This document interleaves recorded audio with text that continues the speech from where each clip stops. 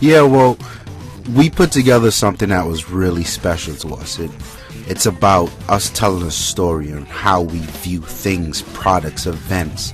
It was our style. It's everything about us wrapped up into one. Something people can relate to. They can reach out to us and talk to us. This is us. This is Lifestyles Defined.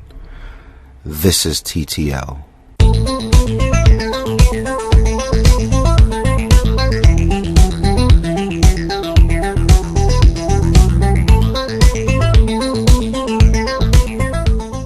What is good, people? We are back. I am Tuan.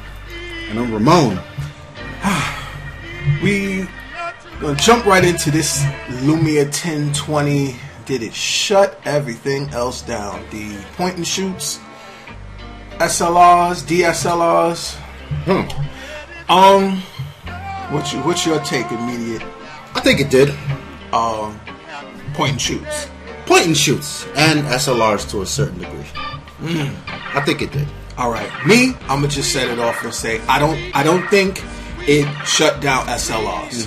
I think point and shoots, because they were already dying off, right, with the progression of smartphone cameras. They were pretty much dying off. People felt the need to not buy a point and shoot because it was what I said before. It was extra. Yeah, you gotta walk around with it. A female with a purse this big can get her cell phone in there. Right. She can't get a point and shoot in there. I mean, people run around recording, taking pictures with iPads. So yeah, there you go. Well, but and I mean, honestly, point and shoots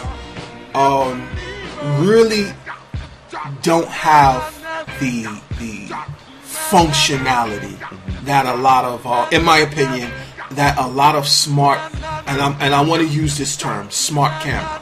Right. All right. I want to get familiar with saying that, because when we refer to smart camera, we're talking about a device that is web ready. It's it can be or not be a mobile phone. You can get your apps. Right. You have apps. You're running possibly an Android OS. Or a Windows phone when relating to the Lumia. So when I say smart camera, I'm referring to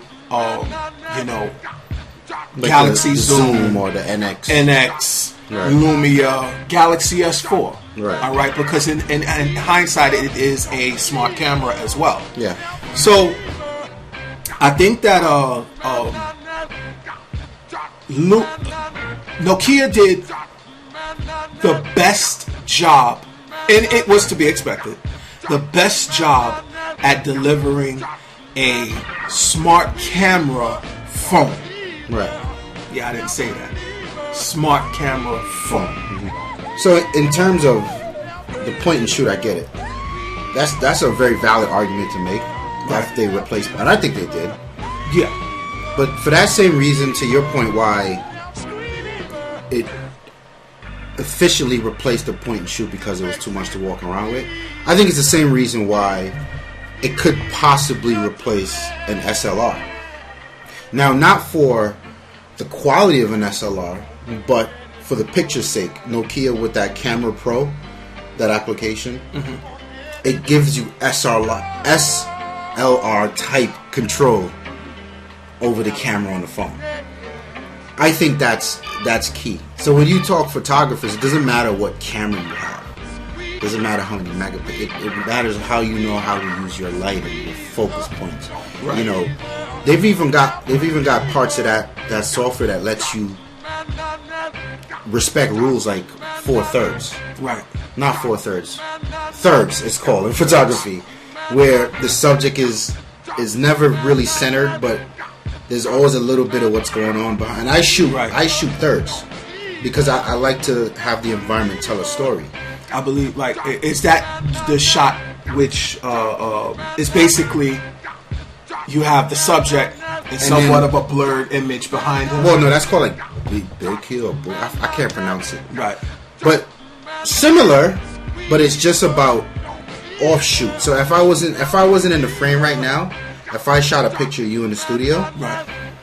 I would shoot it from your shoulder, right where I'm at right now. Right. Because it tells a story where you are. You know, pictures straight head on are boring. Yeah. And that's what people do. That's why people's pictures are usually uninspiring. You see people at family events. Oh, everybody get in the frame, get in the middle. Like, no, don't get in the middle. You know what I mean? Shoot them as they are. Exactly. So the fact that they got options like that, and you can control your white balance, and you can control your exposure, and they did it in a very nice UI. I think they're really because I'm not walking around with my SLR as much as I would love to in the middle of Manhattan. Many a days I'm like, I'm taking the camera out today. I'm not taking shit anywhere. It's too hot. I don't want to put it in my bag, but I always have my phone, so I shoot with my phone. So to have that control, But I believe, but that really furthers my point. Replacing the SLR again, it will not replace the SLR. No. But even with the features, all right, when you decide that, okay, the features of the 1020 still don't allow for the range of an SLR, but you're trying to get that skyline picture. Right. You're trying to adjust for sun glare. and you can't do that. And you might be able to do it a little something with the Lumia, but remember, we're not talking, what it can and can't do.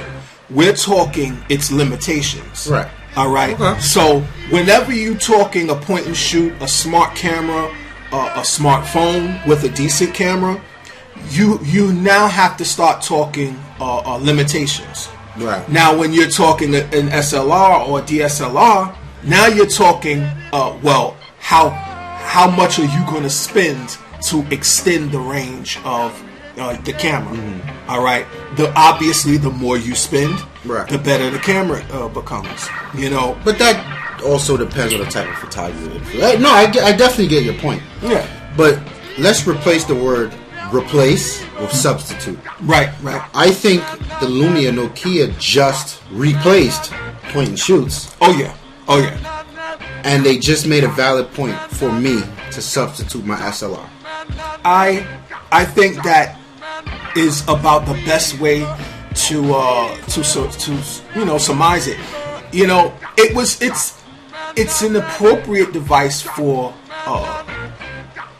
the target consumer who is the smartphone enthusiast, but not necessarily a photographer, and want more than just a point and shoot device.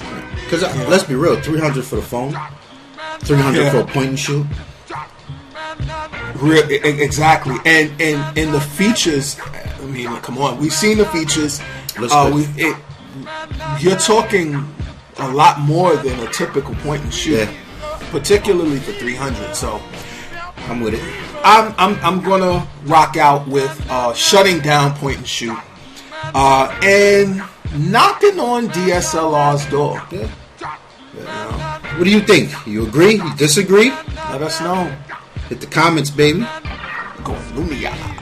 We out of here.